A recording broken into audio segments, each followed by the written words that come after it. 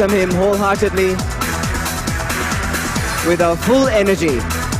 He's about to make us proud of being Indian. He will be giving us hope of the prosperous future.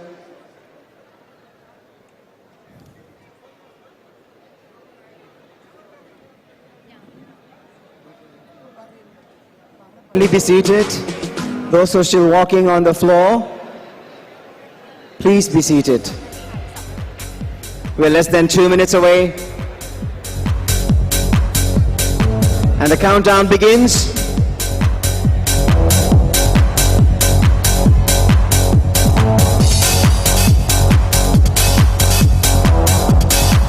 This is not New Year, but it's a new hope of being very proud to be Indians. Either you're Indian diaspora, living here, born here in Thailand, or of Indian origin, the NRIs, or the expats.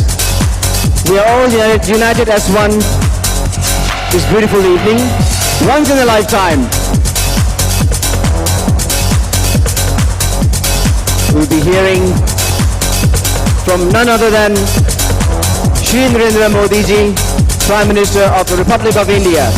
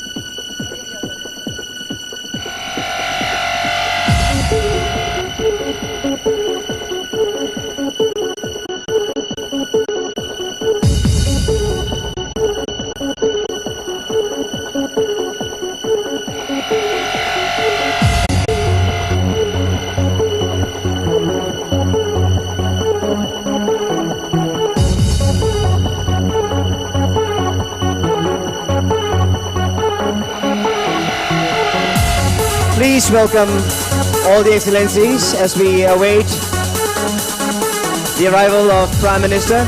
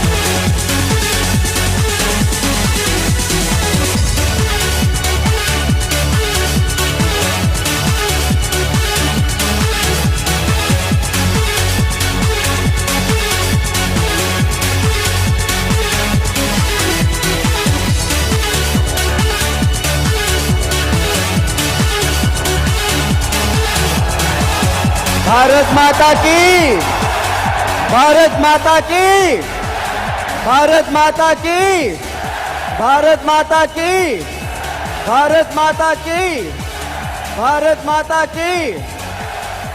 Sawadi Prime Minister Modi, welcome to the Kingdom of Thailand. Modi, Modi, Modi, Modi.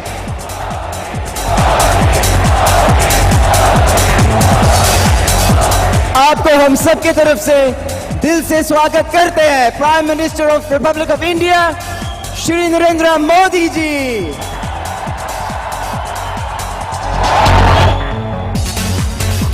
Before we proceed, may I request all of us here to rise and observe the national anthem of Thailand, an Indian national anthem.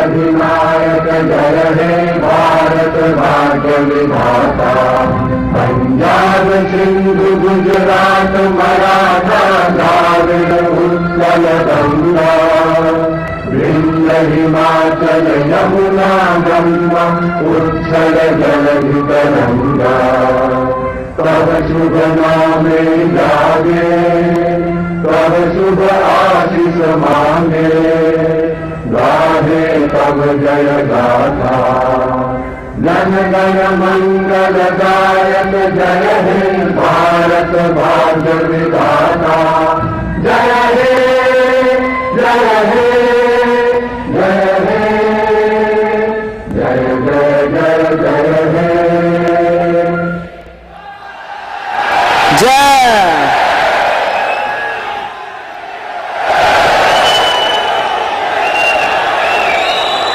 Please be seated. Honorable Prime Minister Shri Narendra Modi ji. First, we would like to proceed with the presentation of the commemorative coins which mark the 550th anniversary celebrations of one of India's greatest spiritual leaders, Guru Nanak Dev Ji, this year. The occasion is being celebrated across the world, especially in Thailand, with great enthusiasm. The anniversary celebrations organizing committee, along with the Indian Embassy and the Royal Thai Mint, have got two special commemorative coins minted for this occasion. These coins are souvenirs. May I kindly request Honorable Prime Minister of India to formally release these coins to the audience.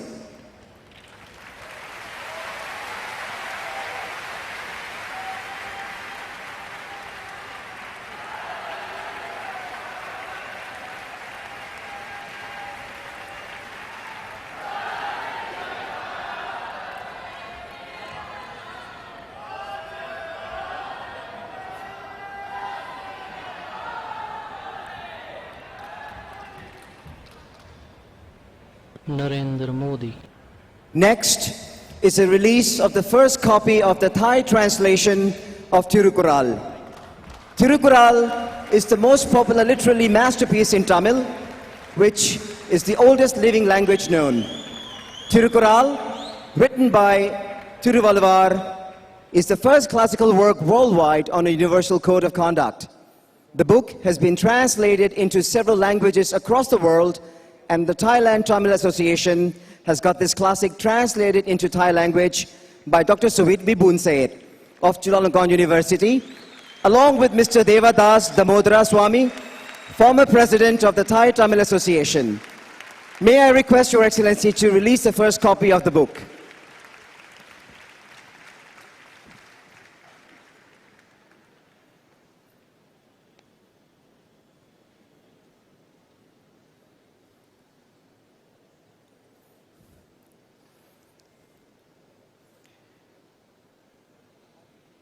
And now, जिस वक्त का हमें इंतजार था, the moment we've all been waiting for, भाइयों और बहनों, delivering the speech to his देशवासियों for the very first time in Thailand, Shri Narendra Modi, Prime Minister of the Republic of India.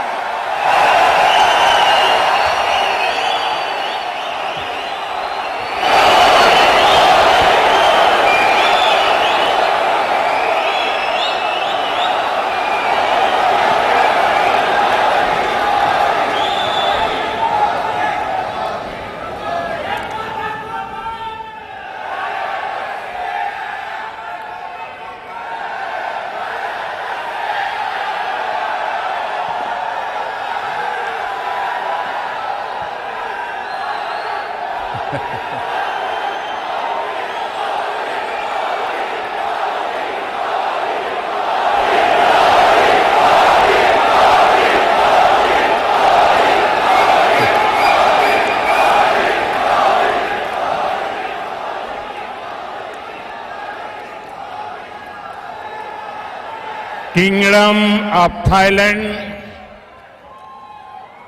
यहां के माननीय सोशल डेवलपमेंट मंत्री, Thailand Bharat parliamentary friendship group के सम्मानीय सदस्यगण, साथियों नमस्कार।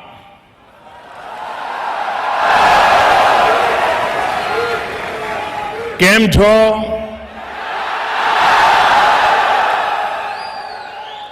सत श्री अकाल, वणक्कम, नमस्कारम।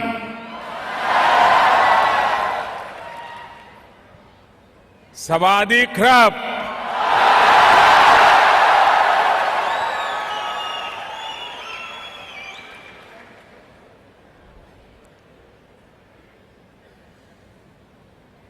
प्राचीन स्वर्ण भूमि थाईलैंड में आप सबके बीच आकर के ऐसा लग रहा है कि आपने इस स्वर्ण भूमि को भी अपने रंग से रंग दिया है।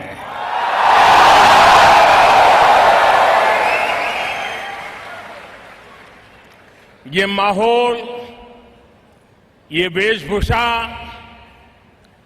हर तरफ से अपनेपन का एहसास दिलाती है।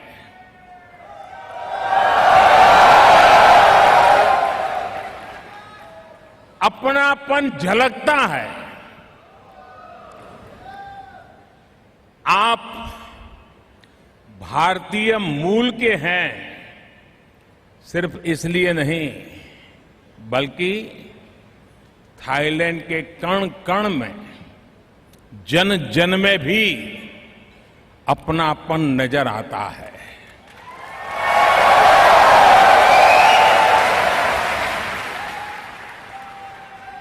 यहां की बातचीत में, यहां के खान पान में, यहां की परंपराओं में, आस्था में, आर्किटेक्चर में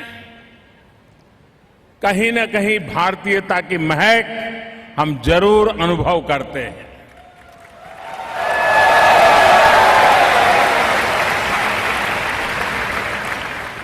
साथियों, पूरी दुनिया ने अभी अभी दीपावली का त्योहार मनाया है। यहां थाईलैंड में भी भारत के पूर्वांचल से भी काफी संख्या में लोग आए हैं।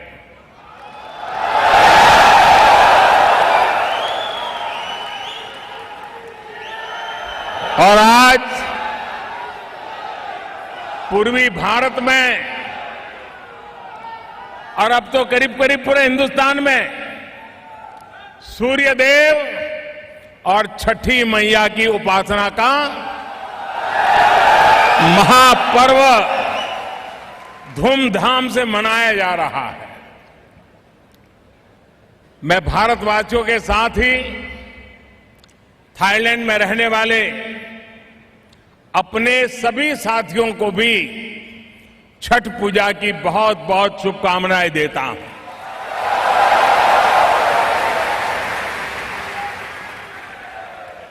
साथियों, थाईलैंड की यह मेरी पहली ऑफिशियल यात्रा है। 3 साल पहले थाईलैंड नरेश के स्वर्गवास पर मैंने शोक संतप्त भारत की ओर से यहां रूबरू में आकर के उन्हें श्रद्धांजलि अर्पित की थी। और आज थाईलैंड के नए नरेश के राजकाल में और मेरे मित्र प्रधानमंत्री प्रचुत यान-ओज के निमंत्रण पर मैं भारत आसियान समिट में भाग लेने आज यहां आया हूं।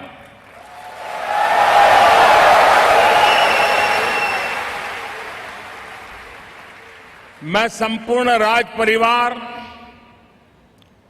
थाईलैंड साम्राज्य की सरकार और थाई मित्रों को भारत के 1.3 बिलियन लोगों की ओर से अपनी शुभकामनाएं देता हूं।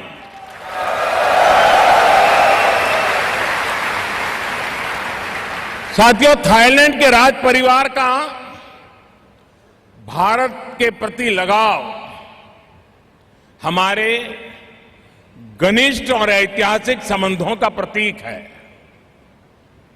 राजकुमारी महाचक्री स्वयं संस्कृत भाषा की बहुत बड़ी विद्वान है और संस्कृति में उनकी गहरी रुचि है। भारत से उनका आत्मीय नाता बहुत गहन है, परिचय बहुत व्यापक है और हमारे लिए सौभाग्य बात है कि पद्म भूषण और संस्कृत सम्मान से भारत ने उनके प्रति अपना आभार व्यक्त किया है।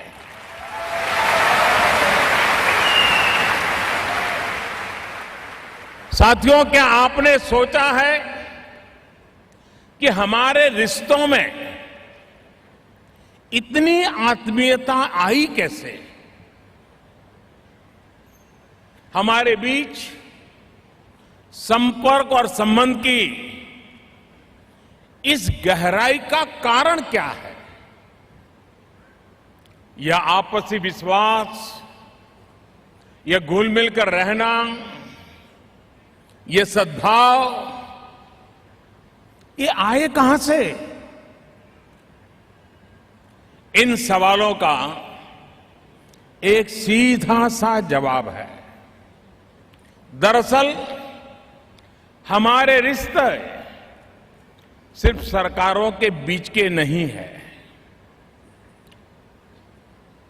और न ही किसी एक सरकार को इन रिश्तों के लिए हम कह सके कि इस समय हुआ, ऐसा भी नहीं कह सकते। हकीकत तो ये है, इतिहास की हर पल ने, इतिहास की हर तवारीख ने, इतिहास की हर घटना ने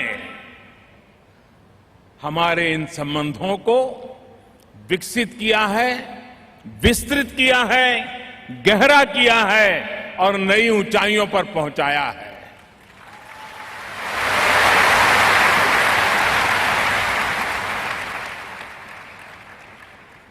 ये रिश्ते दिल के हैं, आत्मा के हैं, आस्था के हैं, आध्यात्म के हैं। भारत का नाम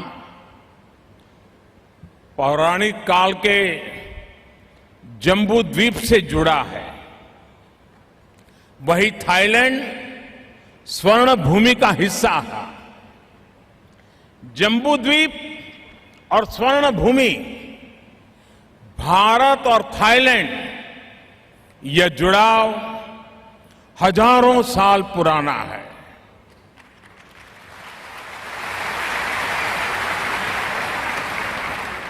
भारत के दक्षिण, पूर्वी और पश्चिमी तट हजारों साल पहले दक्षिण पूर्वी एशिया के साथ समंदर के रास्ते से जुड़े। हमारे नाविकों ने तब समुद्र की लहरों पर हजारों मील का फासला तय करके समृद्धि और संस्कृति के जो सेतु बनाए, वो आज भी विद्यमान है।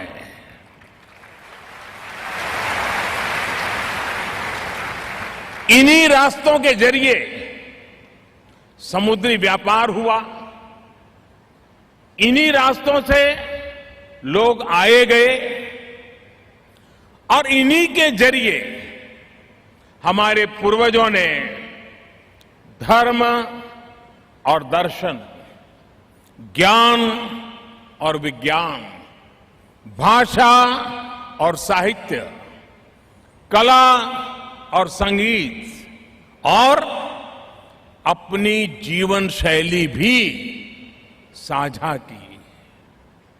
भाई और बहनों, मैं अक्सर कहता हूं कि भगवान राम की मर्यादा और भगवान बुद्ध की करुणा, ये दोनों हमारी साझी विरासत है।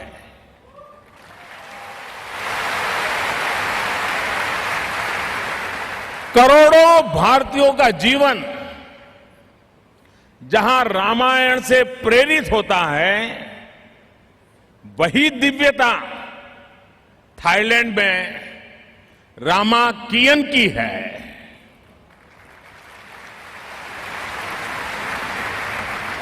भारत की अयोध्या नगरी थाईलैंड में अयोध्या हो जाती है। जिन नारायण ने अयोध्या में अवतार लिया, उनके पावन पवित्र वाहन गरुड़ के प्रति थाईलैंड में अप्रतिम श्रद्धा है। साथियों,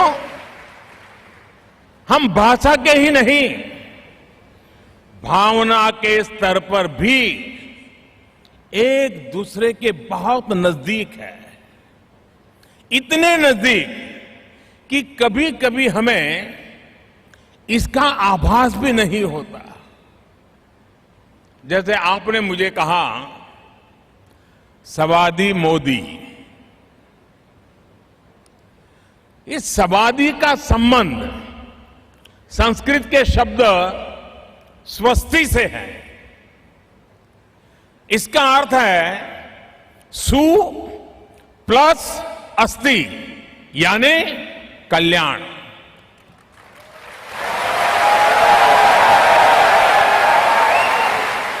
यानी आपका कल्याण हो, अभिवादन हो, ग्रीटिंग्स हो, आस्था हो, हमें हर तरफ अपने नजदीकी संबंधों के गहरे निशान मिलते हैं। साथियों, पिछले 5 सालों में मुझे दुनिया के कई देशों में जाने का अवसर मिला और हर जगह भारतीय समुदाय से मिलना, उनके दर्शन करना, उनसे आशीर्वाद प्राप्त करना, ये कोशिश मैं करता रहता हूं।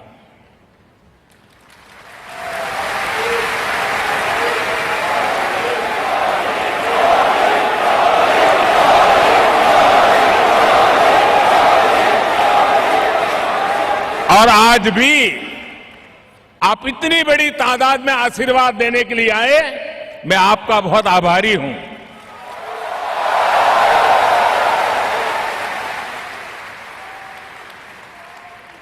लेकिन जब भी ऐसी मुलाकात हुई है, हर एक में मैंने देखा कि भारतीय समुदाय में भारत और उनके मेजबान देश की सभ्यताओं का एक अद्भुत संगम हमें नजर आता है। मुझे बड़ा गर्व होता है कि आप जहां भी रहें, आप में भारत रहता है। आपके भीतर भारत की संस्कृति और सभ्यता के मूल्य जीवंत रहते हैं। मुझे उतनी ही खुशी तब भी होती है जब उन देशों का नेतृत्व वहां के नेता, वहां के बिजनेस लीडर्स भारतीय समुदाय की प्रतिभा, परिश्रम और अनुशासन की तारीफ करते हैं, मुझे बहुत गर्व होता है।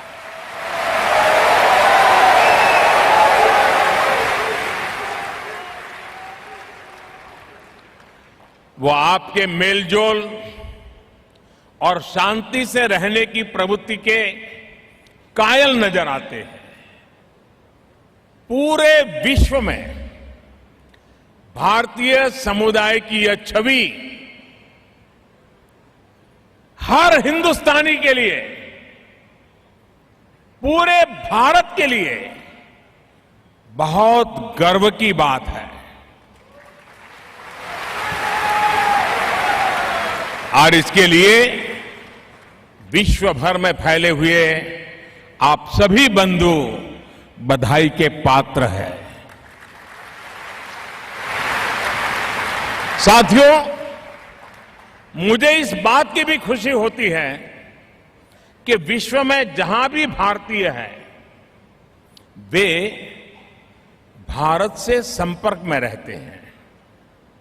भारत में क्या हो रहा है इसकी खबर रखते हैं, और कुछ लोग तो खबर ले भी लेते हैं।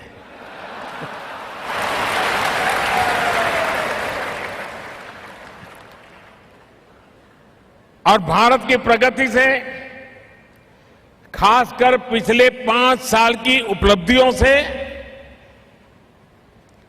विश्व भर में रहने वाले मेरे देशवासियों का माथा ऊंचा जाता है, सीना चौड़ा हो जाता है।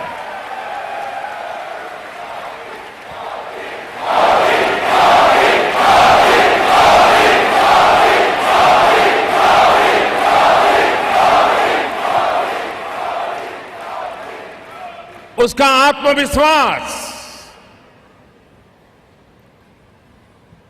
अनेक गुना बढ़ जाता है, और यही तो देश की ताकत होती है।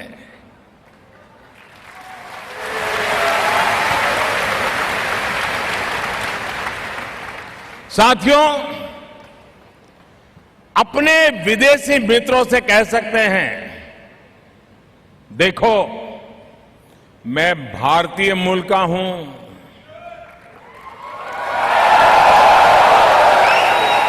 और मेरा भारत कैसी तेजी से कितना आगे बढ़ रहा है।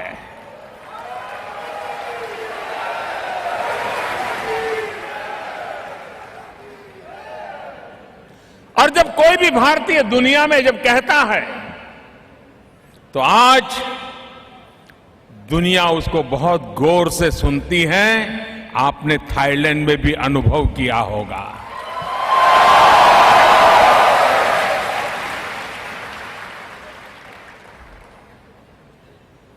क्योंकि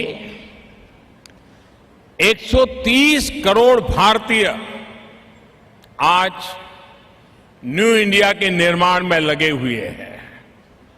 आप में से अनेक साथी जो 5-7 साल पहले भारत गए हों, उनको अब वहां जाने पर सार्थक परिवर्तन स्पष्ट अनुभव होता होगा।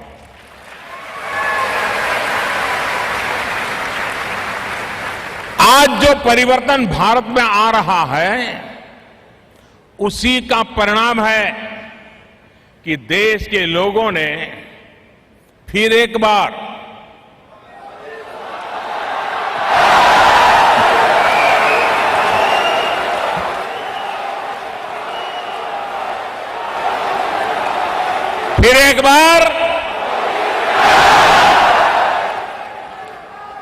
देशवासियों ने फिर एक बार मुझे, अपने इस सेवक को, बीते लोकसभा चुनाव में पहले से भी अधिक आशीर्वाद दिया है।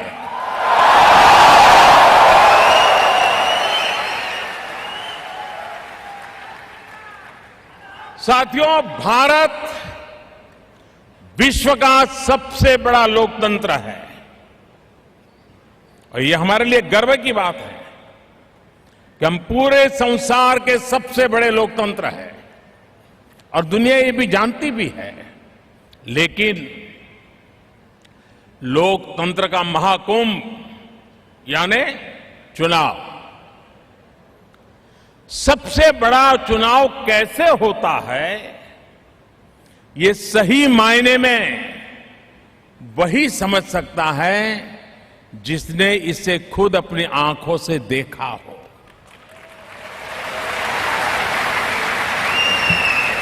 आप संभवतः जानते होंगे कि इस साल के आम चुनावों में इतिहास में सबसे ज्यादा 60 करोड़ मतदाताओं ने मत डाले हैं, वोट डाले हैं। ये विश्व की लोकतंत्र के इतिहास की सबसे बड़ी घटना है और हर भारतीय को इस बात का गर्व होना चाहिए।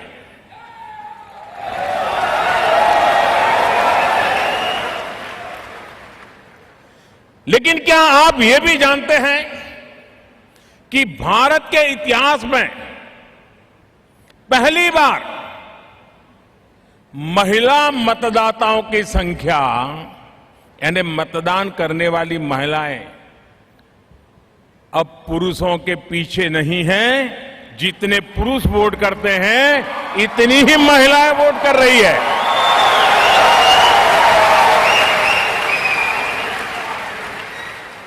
इतना ही नहीं, इस बार पहले से कहीं ज्यादा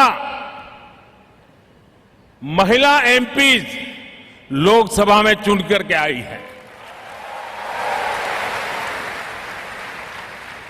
आजादी के बाद सबसे बड़ा नंबर है इस बार।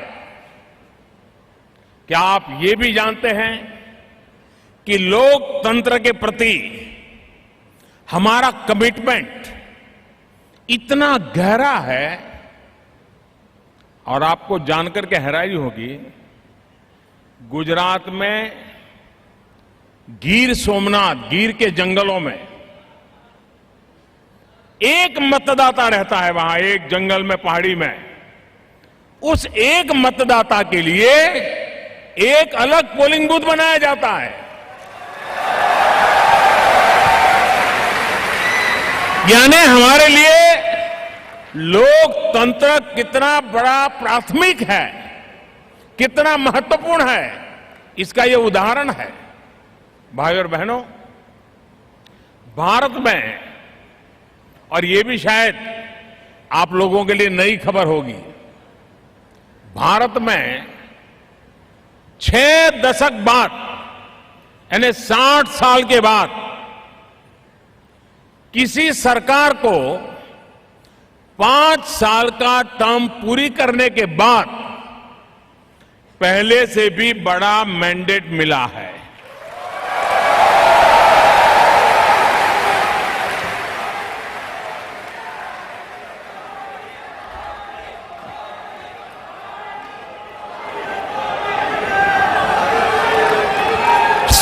साल पहले एक बार ऐसा हुआ था, 60 साल के बाद ये पहली बार हुआ है।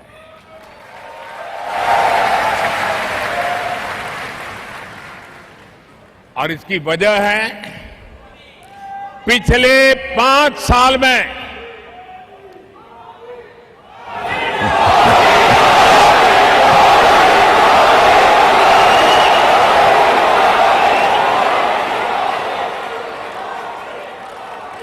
इसकी वजह है पिछले 5 साल में भारत की उपलब्धियां।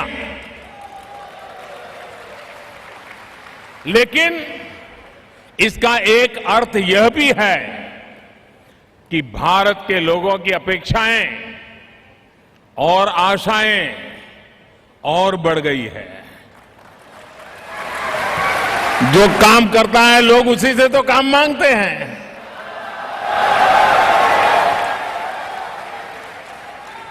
जो काम नहीं करता है लोग उसके दिन गिनते रहते हैं। जो काम करता है उसे लोग काम देते रहते हैं।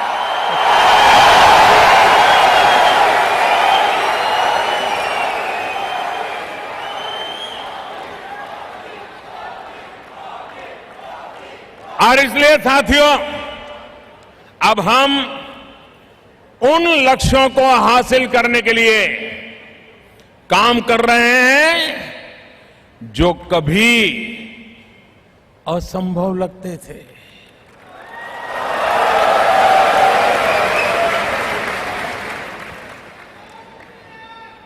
सोच भी नहीं सकते थे, मान के बैठे थे तो हो नहीं सकता है।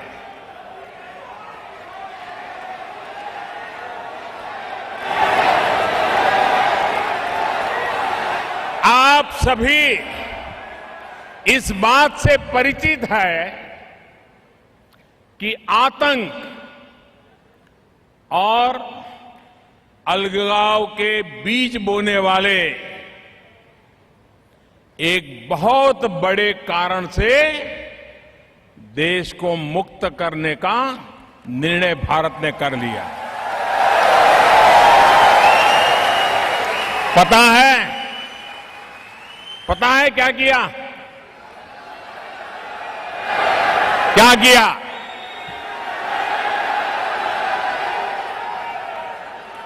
थाईलैंड में रहने वाले हर हिंदुस्तानी को पता है क्या किया।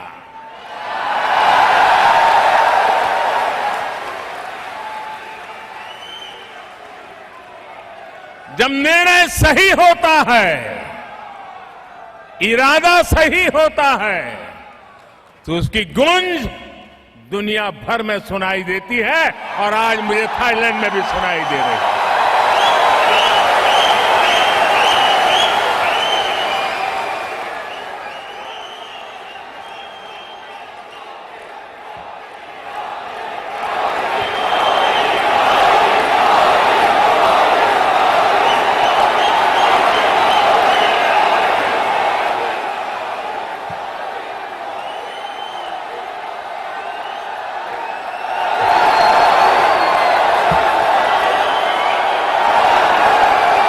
Thank you. ये आपका स्टैंडिंग ओवेशन भारत की संसद के लिए है, भारत की पार्लियामेंट के लिए है, भारत के पार्लियामेंट के मेंबर्स के लिए है।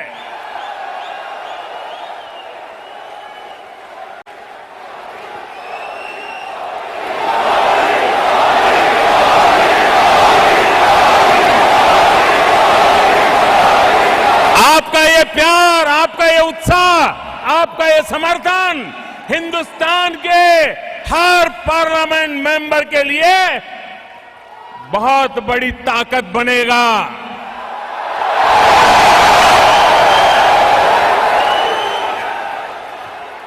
मैं आपका आभारी हूं, आप विराजिए। Thank you.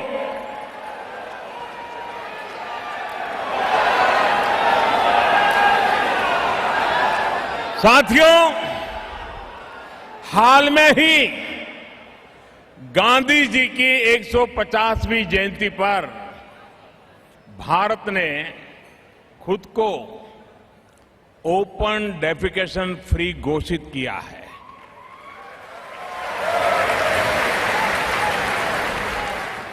इतना ही नहीं, आज भारत के गरीब से गरीब का किचन धुएं से मुक्त, स्मोक फ्री हो रहा है।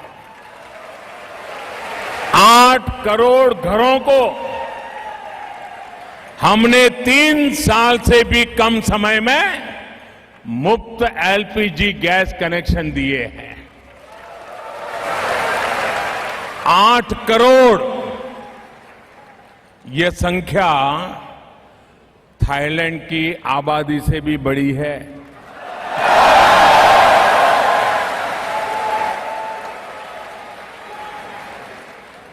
दुनिया की सबसे बड़ी health care scheme Ayushman Bharat आज करीब 50 करोड़ भारतीयों को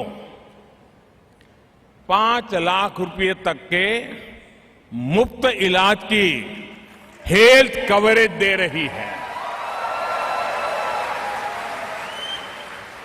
अभी इस योजना को अभी 1 साल पूरा हुआ है, लेकिन करीब 60 लाख लोगों को इसके तहत मुफ्त में इलाज मिल चुका है। इसका मतलब यह हुआ कि अगले 2-3 महीनों में ये संख्या बैंकॉक की कुल आबादी से भी ज्यादा हो जाएगी।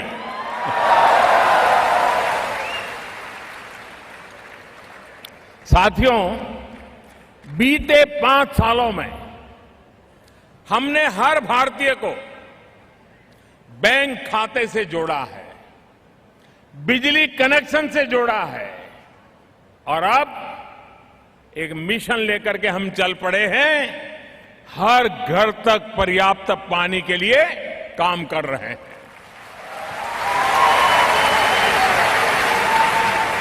2022 जब हिंदुस्तान आजादी के 75 साल मनाएगा, 2022 में भारत की आजादी के 75 साल हो रहे हैं। 2022 तक हर गरीब को अपना पक्का घर देने के लिए भी पूरी शक्ति के साथ प्रयास किया जा रहा है।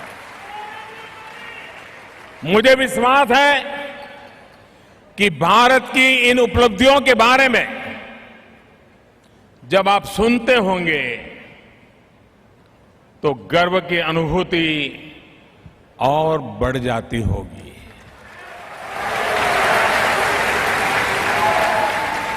साथियों, मंच पर जब मैं आया उसके तुरंत बाद थोड़ी देर पहले भारत के 2 महान सपूतों, 2 महान संतों से जुड़े स्मारक चिन्ह रिलीज करने का मुझे सौभाग्य मिला।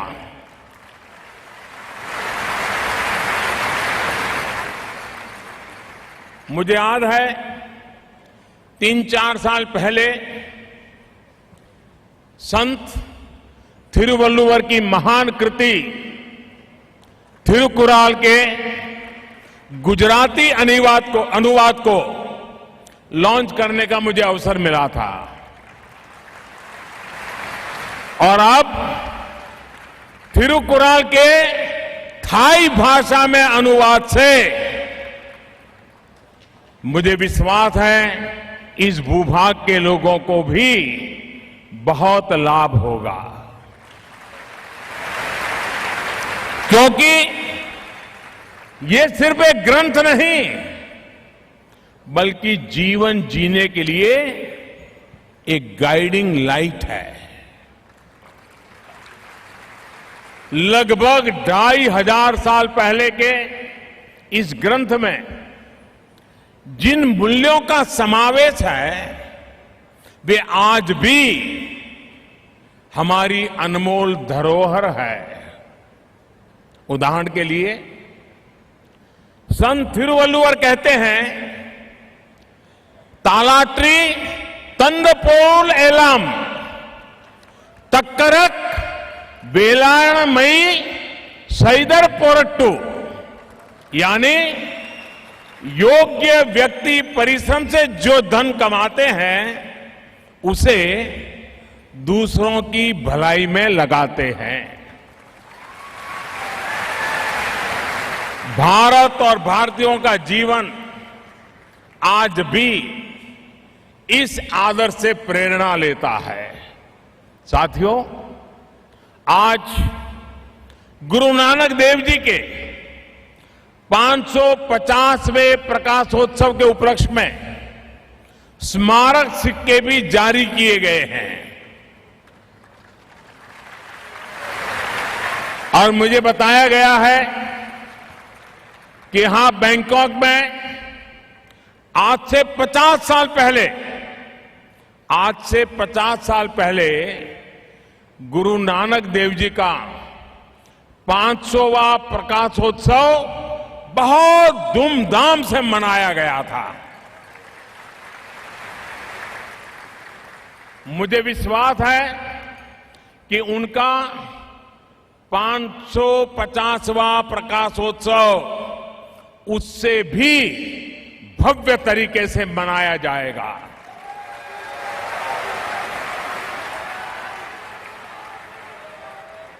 यहां सिख समुदाय ने फित्सानुलोक यानी विष्णु लोक में जो गुरु नानक देव जी गार्डन बनाया है वो एक सराहनीय प्रयास है।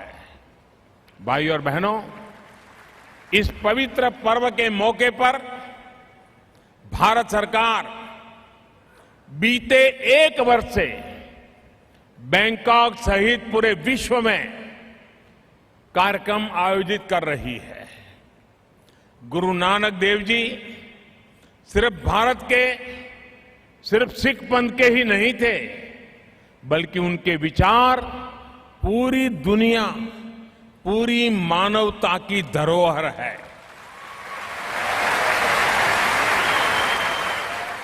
और हम भारतीयों की ये विशेष जिम्मेदारी है कि अपनी विरासत का लाभ पूरी दुनिया को दें। हमारा प्रयास है कि दुनिया भर में सिख पंथ से जुड़े साथियों को अपनी आस्था के केंद्रों से जुड़ने में आसानी हो। साथियों, आपको इस बात की भी जानकारी होगी कि कुछ दिनों बाद करतारपुर साहिब से भी अब सीधी कनेक्टिविटी सुनिश्चित होने वाली है। 9 नवंबर को करतारपुर कॉरिडोर खुलने के बाद अब भारत से श्रद्धालु सीधे करतारपुर साहिब जा सकेंगे।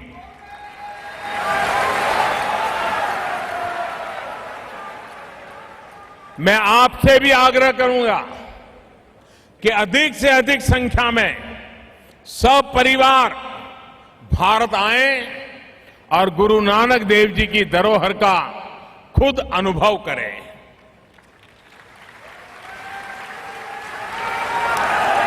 साथियों, भारत में भगवान बुद्ध से जुड़े तीर्थ स्थलों का आकर्षण और बढ़ाने के लिए भी सरकार निरंतर कार्य कर रही है।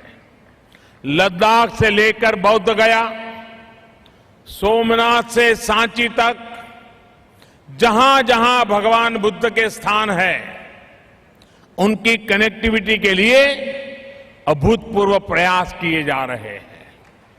ऐसे स्थानों को बुद्ध सर्किट के रूप में डेवलप किया जा रहा है। वहां आधुनिक सुविधाओं का निर्माण किया गया है। मुझे विश्वास है कि जब आप सभी थाईलैंड के अपने मित्रों के साथ वहां जाएंगे तो एक अभूतपूर्व अनुभव आपको मिलेगा। साथियों, हमारे प्राचीन ट्रेड रिलेशंस में टेक्सटाइल की अहम भूमिका रही है। अब टूरिज्म इस कड़ी को और मजबूत कर रहा है। थाईलैंड सहित इस पूरे आसियान रीजन के साथियों के लिए भी भारत अब आकर्षक डेस्टिनेशन बनकर के उभर रहा है। बीते 4 साल में भारत ने ट्रैवल और टूरिज्म के ग्लोबल इंडेक्स में 18 रैंक का जंप लिया है। आने वाले समय में टूरिज्म के ये संबंध और मजबूत होने वाले हैं। हमने अपने हेरिटेज स्पिरिचुअल और मेडिकल टूरिज्म से जुड़ी सुविधाओं को और मजबूत किया है। इतना ही नहीं, टूरिज्म के लिए कनेक्टिविटी के इंफ्रास्ट्रक्चर में भी अभूतपूर्व काम किया गया है। साथियों, मैंने इस बात का जिक्र किया कि मैं आसियान भारत और उससे जुड़ी मुलाकातों के लिए यहां आया हूं। दरअसल आसियान देशों के साथ अपने संबंधों को बढ़ावा देना हमारी सरकार की विदेश नीति की प्राथमिकताओं में से एक महत्वपूर्ण है और इसके लिए हमने एक्ट ईस्ट पॉलिसी को विशेष महत्व दिया है। पिछले साल भारत आसियान डायलॉग पार्टनरशिप की सिल्वर जुबिली थी। इस अवसर पर पहली बार ऐसा हुआ कि सभी 10 आसियान देशों के शीर्ष नेता एक साथ भारत में कमेमोरेटिव समिट के लिए आए और उन्होंने 26 जनवरी को हमारे रिपब्लिक डे में भाग लेकर हमारा मान बढ़ाया। भाई और बहनों, यह केवल डिप्लोमेटिक इवेंट नहीं था। आसियान के साथ भारत की साझा संस्कृति की छटा सिर्फ रिपब्लिक डे परेड में राजपथ पर नहीं, भारत के कोने कोने में पहुंची।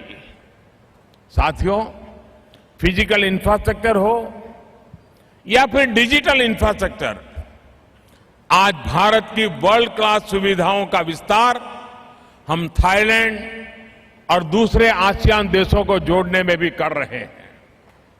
एयर हो, सी हो या फिर रोड कनेक्टिविटी, भारत और थाईलैंड बहुत तेजी से आगे बढ़ रहे हैं। आज हर हफ्ते करीब 300 फ्लाइट्स दोनों देशों के बीच चल रही है। भारत के 18 डेस्टिनेशंस आज थाईलैंड से सीधे कनेक्टेड है। आज स्थिति यह है कि दोनों देशों के किसी भी 2 डेस्टिनेशन के बीच एवरेज फ्लाइट टाइम 2 घंटे से 4 घंटे तक का ही है।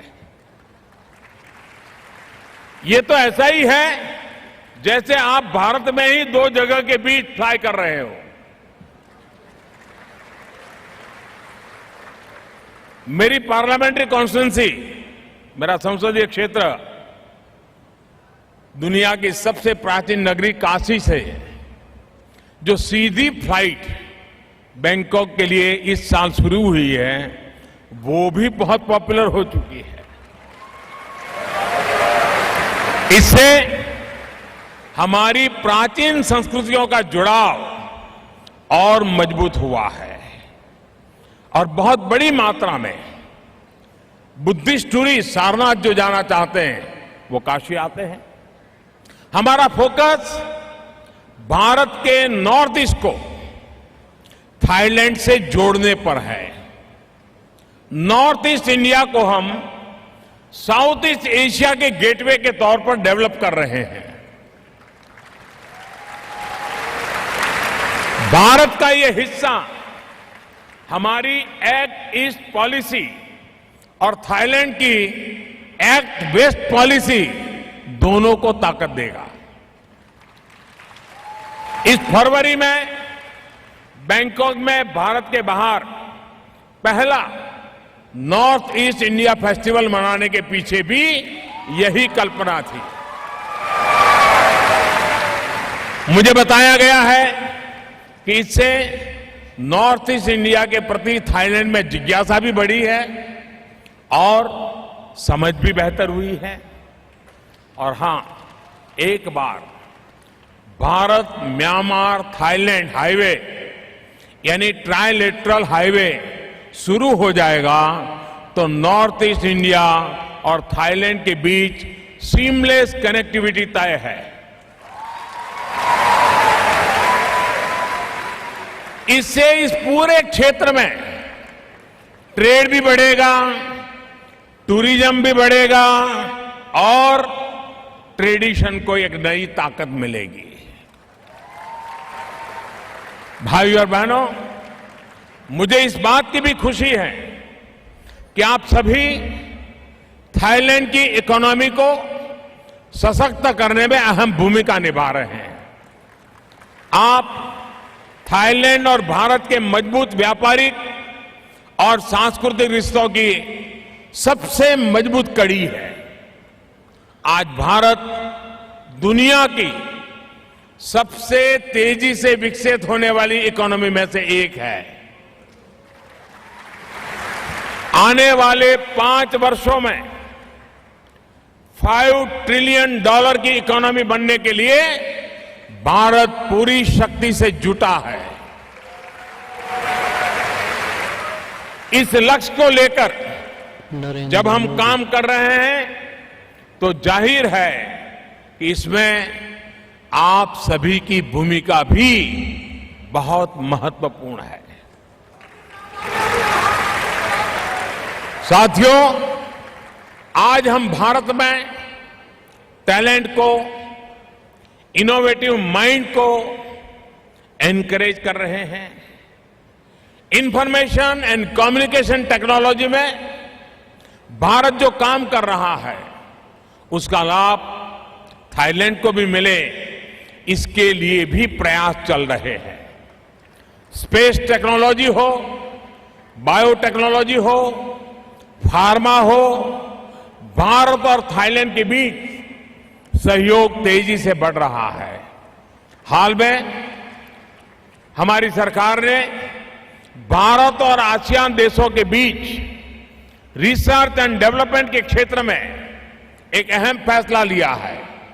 हमने तय किया है कि आसियान देशों के 1000 युवाओं के लिए आईआईटीज में पोस्ट डॉक्टरल फेलोशिप दी जाएगी।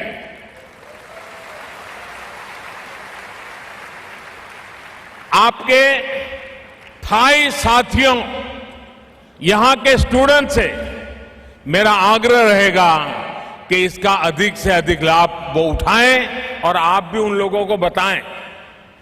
साथियों, बीते 5 सालों से हमने ये निरंतर प्रयास किया है कि दुनिया भर में बसे भारतीयों के लिए सरकार हर समय उपलब्ध रहे और भारत से उनके कनेक्ट को मजबूत किया जाए। और इसके लिए ओसीआई कार्ड स्कीम को अधिक फ्लेक्सिबल बनाया गया है। हमने हाल ही में फैसला लिया है कि ओसीआई कार्ड होल्डर्स वह भी न्यू पेंशन स्कीम में एनरोल कर सकते हैं। हमारी एम्बेसी आपसे जुड़े मुद्दों को सुलझाने में अब अधिक प्रोएक्टिव है और 24 घंटे अवेलेबल है। काउंसलर सर्विसेज को और एफिशिएंट बनाने पर भी हम लगातार काम कर रहे हैं। साथियों, आज अगर भारत की दुनिया में पहुंच बढ़ी है तो इसके पीछे आप जैसे साथियों का बहुत बड़ा रोल है। इस रोल को हमें और सशक्त करना है और मुझे विश्वास है कि आप जहां भी होंगे, आपके पास जो भी संसाधन होंगे, आपका जो भी सामर्थ्य होगा, आप जरूर मां भारती की सेवा का मौका ढूंढते ही होंगे। इस विश्वास के साथ एक बार फिर आप सभी का इतनी बड़ी संख्या में यहां आने पर हमें आशीर्वाद देने के लिए आप पधारे, इसके लिए मैं हृदय से आपका आभार व्यक्त करता हूं। बहुत बहुत शुभकामनाएं। धन्यवाद। खूब खून ख्वाब।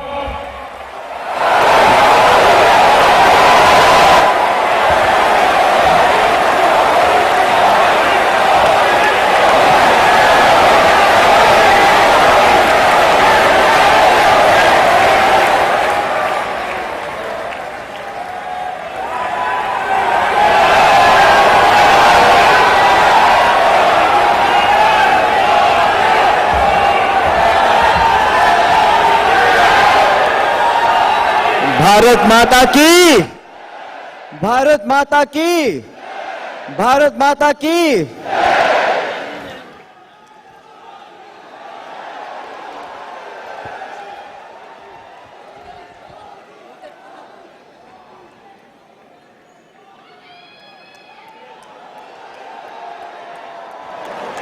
आपसे विनती करते हैं कि please be seated until Shri Narendra Modi ji leaves the building. May we request all of our guests to be seated until Shri Narendra Modi ji leaves the building with the entourage. The gates are still closed. Kindly be seated. Please be patient.